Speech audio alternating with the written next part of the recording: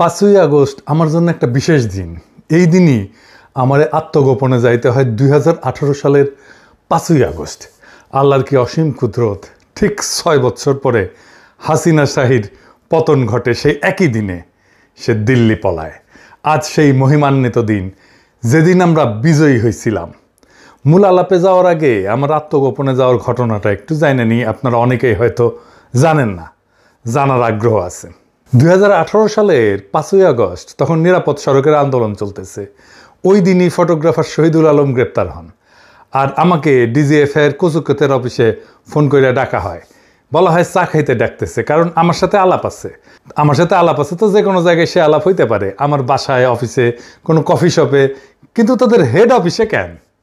কোনো উত্তর নাই। আমি কইলাম অন্য জায়গায় আসেন, আমার অফিসে আসেন, বাসায় আসেন, এটা কফি শপে যাই। ওনারা যাবেন না, আমাদের চাপাচাপি করে ওই সন্ধ্যাতেই যাইতে হবে, ওনাদের অফিসে ঢুকতে হবে আমাদের। তখন আমি অধিকারের সাথে কাজ করি, গুম নিয়া, টর্চার নিয়া, ওই আপনার ভাই শহীদুল আলম ওনাদের সাথে গুমের ডকুমেন্টেশন করি। এইভাবে ফোন কইরা ডিজিএফআই ডাকে, আকরামুলকে এইভাবে ডাকছিল। আমি লুকায় পড়ি। পরদিন ডিজিএফআই আমার বাসা অফিস রেড করে, আমার বাসার সামনে পাহারা বসায় 24 ঘন্টা। বাসার লোক বাইরে গেলে তারে ফলো করে। যাই হোক, 5 মাস আমি নানা জায়গায় লুকায় থাকি। এই ছবিটা আমার পরিবারের সাথে শেষ ছবি দেশে। আগের দিন 4 আগস্ট আমার বাবার সাথে আর শেষ দেখা হয় নাই। ওই ছবি তোলার পরে আমার নানার টুপি পড়া মৌলানা বেশে ছবি, দাড়িওয়ালা ছবি দেখেছেন না আপনারা অনেকে? ওই সব সেই টাইমের ছবি। আমার নিয়ে বিখ্যাত পত্রিকা টেলিগ্রাফ স্টোরি করে ওই অগাস্ট মাসে। আমার দুনিয়ার কাছে প্রমিনেন্ট ব্লগার হিসেবে পরিচয় করা দেয়। ভয়েস অফ আমেরিকা ছাপে, আরও অনেকেই ছাপে। যাই হোক, তারপরে 5 মাস পরে আমি ব্যাংকক হইয়া প্যারিসে আসি। এই আলাপ আর দীর্ঘ করি না। আমি সেই কষ্টের যন্ত্রণার ইতিহাস আপনাদের বলতে চাই না, কিন্তু আমি ভয়াবহ সময় পার করছি। সব কিছু শেষ হয়ে গেছে।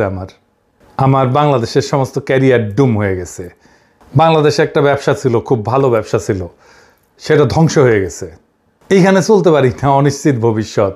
কি করব, কোথায় থাকবো, এ বয়সে চাকরি খুঁজে পাবো কিনা জানি না। একের পর এক চাকরির দরখাস্ত করি, ডাকে না। ফার্নিচারের দোকান আছে না, ইকেয়া, আপনারা চেনেন, সেখানে ফর্কলিফট অপারেটরের চাকরিতে অ্যাপ্লাই করেছিলাম, সেখানেও নেয় নাই। বলছে এই চাকরি তুমি করবা না। কত রকম মানুষ কতভাবে সেই চরম ভালনারেবল টাইমে আমার প্রতারণা করছে, তার হিসাব নাই। এর মধ্যে আমার বগুড়ার আর ঢাকার বাসায় নিয়মিত পুলিশ হানা দেয়, একের পর এক মামলা দিতেছে। ভয়ঙ্কর ভয়াবহ অবস্থা। যাই হোক, এসব বললাম যে এই টাইমটা ছিল আমার জন্য একটা রোলার কোস্টার রাইডের মতো। আপনি যখন সবচেয়ে ভালনারেবল, সেই সময় আপনি রোগাক্রান্ত হন। আপনি যখন সবচেয়ে দুর্বল, আপনার রোগ প্রতিরোধ ক্ষমতা যখন সবচেয়ে কম, তখন আপনাকে ব্যাকটেরিয়া ভাইরাস আক্রমণ করে। আমারও করেছে, হ্যাঁ, সোশ্যাল ব্যাকটেরিয়া, সোশ্যাল ভাইরাস এই সমাজের।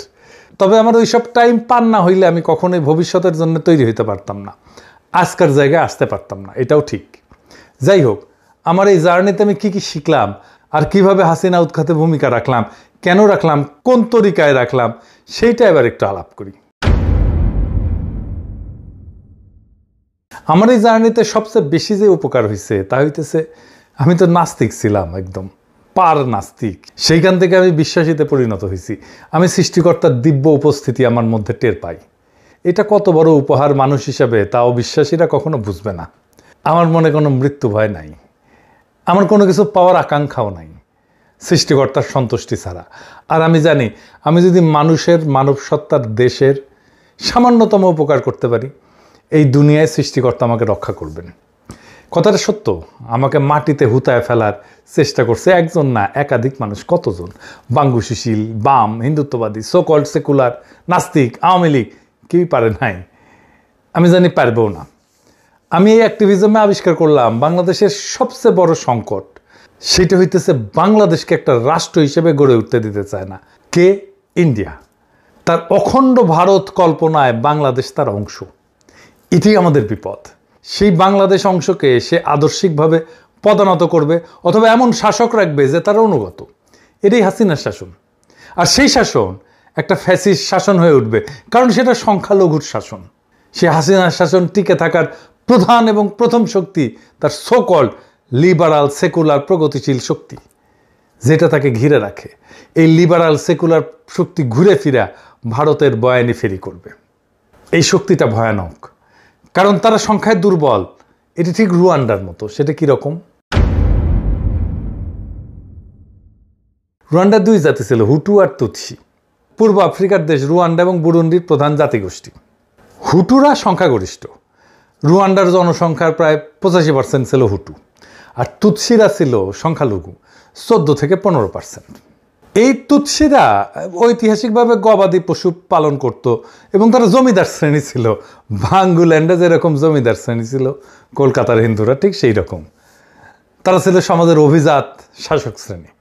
জার্মান এবং পরে বেলজিয়ান উপনিবেশবাদীরা তুৎসিদের উন্নত শাসনযোগ্য জাতি হিসেবে চিহ্নিত করে। তারা প্রশাসনে শিক্ষায় প্রাধান্য দেয়, ঠিক একইভাবে বাংলাদেশে যেটা ঘটছে। ফলে হুটুরা সংখ্যাগরিষ্ঠ হইয়াও রাজনৈতিক বা অর্থনৈতিকভাবে বঞ্চিত থাকে।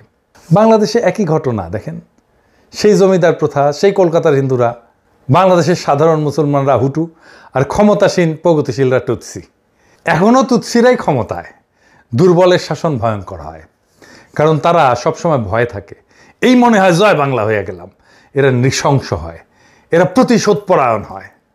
আমি যেহেতু এই সিপিবি ঘরানার লোক, তাই আমি আবিষ্কার করলাম যে এই ঘরানা, এই বাঙ্গুল্যান্ডের এই তুৎসি ঘরানা, এটা দুর্বল। শিক্ষা দীক্ষায় দুর্বল, মেধায় দুর্বল, পেশাগত সাফল্যে দুর্বল। এদের বয়ান চুরমার করে দেওয়া সম্ভব। এদের সাথে কেউ ফাইটে যায় নাই। কেন যায় নাই জানেন? যারা যাইতে পারতো তারা যায় নাই। সে ভয় পায় যে তাকে সাম্প্রদায়িক, মৌলবাদী, হিন্দু বিদ্বেষী এগুলো টেকায় দেয় নাকি। সে তার ইসলামী নাম পরিচয় নিয়ে লজ্জিত এবং বিব্রত থাকে। এই কাজটা খুব ইন্ডিয়া ভালোভাবে করছে। গতকালই একজন আমারে বলতেছে যে, আমার পোস্টে এসে, যে ইন্ডিয়া যেইভাবে বাংলাদেশকে দেখাইতে চায়, আপনি সেই দিকে নিয়ে যাইতেছেন বাংলাদেশকে। আপনি আসলে ইন্ডিয়ার উপকার করতেছেন। আপনি বাংলাদেশের শত্রু। ইন্ডিয়া আমারে নিয়ে কি ভাবলো সেটা দিয়ে বাংলাদেশের রাজনীতি নির্ধারিত হবে? বাংলাদেশ কি ইন্ডিয়ার ইচ্ছা অনুযায়ী চলবে? দেখলাম কে একজন কইতেছে, আমার অ্যাক্টিভিজমের ফলে পশ্চিমবঙ্গে বিজেপি জিতবে। পশ্চিমবঙ্গে বিজেপি জিতবে নাকি সিপিএম জিতবে, সেটা নিশ্চিত করা কি আমাদের দায় নাকি রে? নাকি দায়িত্ব? এইগুলাই ইন্ডিয়ান ফুড সোলজারদের কাজ হয়ে ওঠে বাংলাদেশে। এই বাংলাদেশের লিবারাল সেকুলাররা বাংলাদেশের শত্রু। আসলে বাংলাদেশের রাজনীতিতে অবধারিতভাবে ইসলাম থাকবে, ধর্ম হিসাবে, মূল্যবোধ হিসাবে, ভ্যালুজ হিসাবে, জীবনযাপন পদ্ধতি হিসাবে। সেটাই স্বাভাবিক, সেটাই ন্যাচারাল। ইসলাম তো পশ্চিমের এই গ্রেকো রোমান খ্রিস্টান কালচারের চাইতে প্রোগ্রেসিভ, প্রগতিশীল। সেই ন্যারেটিভে বাংলাদেশের রাজনীতি নির্মাণ করতে হবে। তাহলে এটা টেকসই হবে, তাহলেই বাংলাদেশের স্বাধীনতা, সার্বভৌমত্ব রক্ষা পাবে। একমাত্র তাহলেই আমরা অখণ্ড ভারতের রাষ্ট্রকল্পনা ঠেকায় দিতে পারবো। দেখেন একটা এক্সাম্পল দিই। চরমনায়ের পীর সাহেব, উনারে শরিয়া আইন নিয়ে খালেদ মহিউদ্দিন নাস্তানাবুদ করে দিল। ওই শরিয়া কি এখন অন্য পৃথিবীতে অন্য জায়গায় চালু আছে? এরকম কোনো উদাহরণ কি আমরা দেখবো? মানে আমরা এরকম শরিয়া দেখতে চাই বা এরকম শরিয়া দেখতেছি, ধরেন এই পৃথিবীর অন্য কোনো আমাদের শরিয়া, আমাদের দর্শন, হ্যাঁ আমাদের দর্শন, আমাদের শরিয়া, হ্যাঁ হ্যাঁ আমাদের কোরআন ও হাদিসের মধ্যে দেয়া আছে। এখনকার কোন রাষ্ট্র আছে কিনা?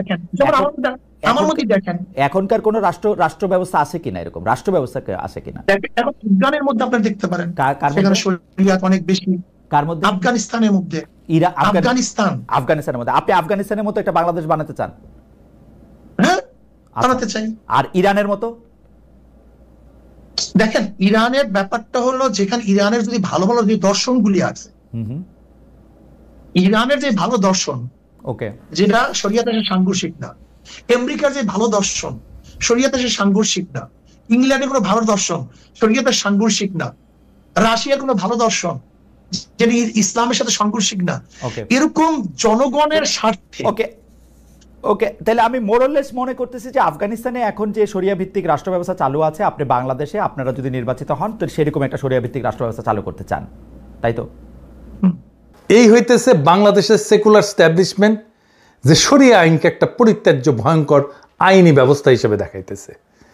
সেকুলারদের এই পুরা ন্যারেটিভ, এবং চরমনের পীর সাহেব দাঁড়াইতে পারলেন না আর্গুমেন্ট নিয়ে। সেকুলারদের এই পুরা ন্যারেটিভ ভেঙে দিতে হবে। বাংলাদেশের 82% মানুষ শরিয়া আইন চায়, তো এইটাকে কি আপনি গণ অভিপ্রায় বলবেন না? কিন্তু এইটা নিয়ে ইসলামী রাজনীতি যারা করেন তারাও কথা বলতে ভয় পান। তাদের কাছে এটা ব্যাখ্যা নাই, যেন ইন্ডিয়া এসে মেরে ফেলবে এটা বললে।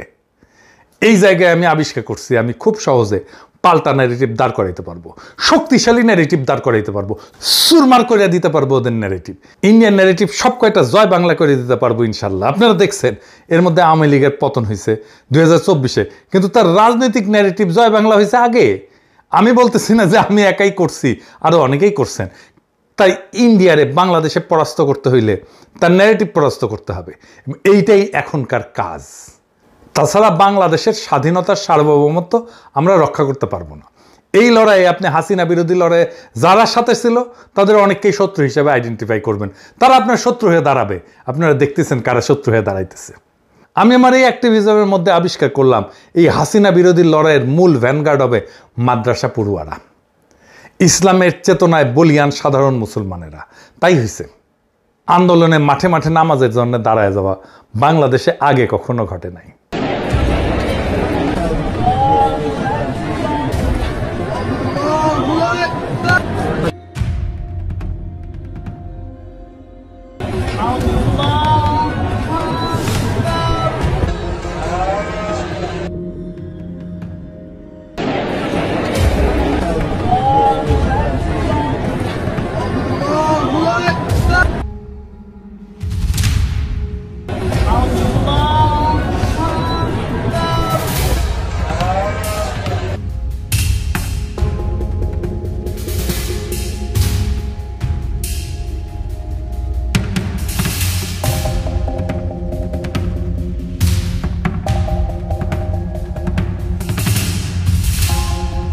গণভবনের দখল নেওয়ার পরে নামাজে বৈশা অজরে কাঁদছে সবাই।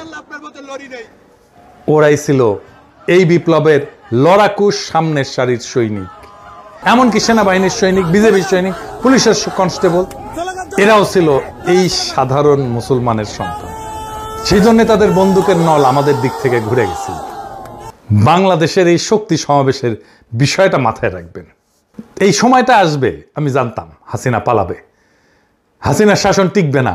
আমি অবিশ্রান্তভাবে এই বয়ান ফেরি করছি, হাসিনা পড়বে, খুব শীঘ্রই পড়বে, সেটাও আমি বলে গেছি। আশার আলো জাগায় রাখছি, আর আওয়ামী ন্যারেটিভ ভাঙছি একের পর এক। 5ই আগস্ট শুরুর রাতে আপনাদের সবাই মনে আছে দেশের সমস্ত মুক্তিকামী মানুষ আল্লাহমুখী হয়েছিলেন, তাহাজ্জুদ পড়ছেন, যেটা জাতি হিসেবে অভাবনীয় ঐতিহাসিক ঘটনা। এমনকি যারা তেমন ধর্মকর্ম করতেন না তারাও আল্লাহর সাহায্য কামনা করছেন। এইটা মাথায় রেখেন, এটা একটা গুণগত পরিবর্তন ঘটে গেছে। 2024-এর নির্বাচনের পরে সবাই যখন হতাশ হয়ে হাল ছেড়ে দিল, তখন আমি ভারতীয় পণ্য বয়কট আন্দোলন শুরু করলাম। দাবানলের মতো ছড়ায় গেল সেই আন্দোলন সারা দুনিয়ায়। মানুষ একটা কিছু হাতে পাইল আঁকড়ায় ধরার মতো হতাশার মধ্যে। আপনারা দেখছেন কারা কারা সেই সময়ও আমার বিরোধিতা করছে। আপনারা এখনো দেখেন কারা কারা আমার শত্রুতা করে। আমি এদের হেদায়েতের জন্য প্রার্থনা করি।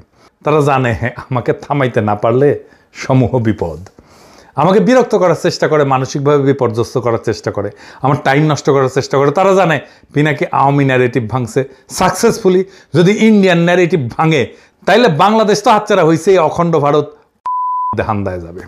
তারা জানে পিনাকি ন্যারেটিভ বানাইতে পারে, শুধু তাই না মানুষকে বুঝাইতেও পারে। এর মধ্যে পিনাকি ভট্টাচার্য বামনের পোলা, বাম রাজনীতি করে আসা, আবার বাংলাদেশি হিন্দু, তারা ইন্ডিয়া কোনোভাবেই ঠেকাইতে পারবে না।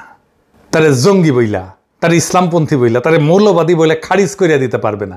তারা মনে করে এটা ঘরের শত্রু বিভীষণ, ইন্ডিয়া সব বয়ান ভাঙ্গা যাবে ইনশাল্লাহ। তাই তারা আমাকে হুতায় দেওয়ার সব চেষ্টা করবে।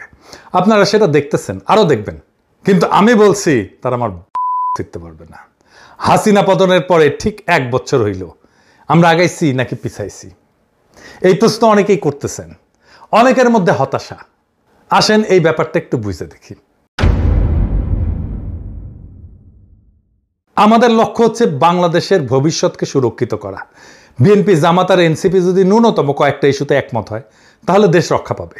1 নম্বর হইতেছে যেই দল ক্ষমতায় যাবে তারা কিভাবে বিরোধী দলের সাথে আচরণ করবে? তারা কি শান্তিপূর্ণভাবে ক্ষমতা হস্তান্তর করবে? তারা কি দমন নিপীড়ন করবে? তারা কি ভোটের ফল মাইনে নেবে? ভোটকে কি প্রভাবিত করবে না? এই প্রশ্নগুলোর উত্তর থাকতে হবে। 2 নাম্বার, বিরোধী দল সরকারের সাথে কিভাবে আচরণ করবে? তারা কি আওয়ামী লীগের মতো 200 দিন হরতাল করবে? 3 নাম্বার, ভারত কি আবার স্পেস দেবে? আবার মাতব্বরি করার জায়গা দেবে, দাদাগিরি করতে দেবে এবং ভারতের অন্যায্য আচরণকে মেনে নেবে? 4 নাম্বার, ইসলাম প্রশ্নটাকে কিভাবে ডিল করবে? সেকুলারদের কায়দায় ডিল করবে? 5 নাম্বার, বাংলাদেশ রাষ্ট্রটাকে যেটা আমরা গড়তে পারিনি সেটাকে কি গড়বে? দেখেন, এইটাকে যদি আমার ভবিষ্যতের পলিটিক্যাল ইকোসিস্টেম হিসেবে কল্পনা করি, সেইখানে দেখেন এই 3 দল এনসিপি, জামাত, বিএনপি এই সমস্ত পয়েন্টে একমত হইতে দ্বিধা করবে না। এবার বলেন তো বিএনপির ভাইরা, আওয়ামী লীগ কি এর কোনোটা মানবে বা মানছে বা মানার ইতিহাস আছে? নাই। তাই যারা আওয়ামী লীগকে ভোটে আনার কথা বলে বা আওয়ামী লীগ নিষিদ্ধের বিরুদ্ধে বলে, তাদের থেকে দূরে থাকবেন, তাদের দিয়ে প্রভাবিত হবেন না, কারণ তারা এই ইকোসিস্টেমটা ভেঙে ফেলবে। দেখাই দিয়ে একজনকে খুব বিএনপি প্রেমী আসছে, তাসনিম খলিল, যে আওয়ামী লীগ নিষিদ্ধের বিরুদ্ধে বলে, আওয়ামী লীগকে নির্বাচনে আনতে চায়। সাবধান থাকবেন এদের ব্যাপারে। আজ 1 বছর পরে হিসাবের খাতা খুললে অনেকেরই মনে হবে আমরা যেই পথ পরিক্রমা শুরু করছিলাম সেই পথের শেষের মঞ্জিলে কি পৌঁছাইছি? যেই মঞ্জিলের উদ্দেশ্যে যাত্রা শুরু করছিলাম সেই মঞ্জিলের ধূসর ছায়ার আহ্বান কি শুনতে পাই? প্রিয় দেশবাসী, একটা রাষ্ট্রের নির্মাণ আর অগ্রযাত্রার পথে শুধু যাত্রা আছে, শেষ নাই। পেছনে যাচ্ছিল, সামনেও তাই। এই পথে তীর্থ নাই, আছে তীর্থযাত্রা। আমরা সবাই সেই তীর্থহীন তীর্থের যাত্রী। কবিতার ভাষায় বলি, আজও তাই এ পথের শেষ নাহি পাই। জীবনের প্রথম প্রভাতে বিনা দ্বন্দ্বে বিনা প্রশ্নে উন্মুক্ত দুহাতে তীর্থপথ মহাদীক্ষা করেছি গ্রহণ। দিবসান্তে আজ যেন মন নাহি ভোলে সেই দীক্ষা। তীর্থ নয়, তীর্থপথ আমাদের মনে যেন রয়। ইনকিলাব জিন্দাবাদ।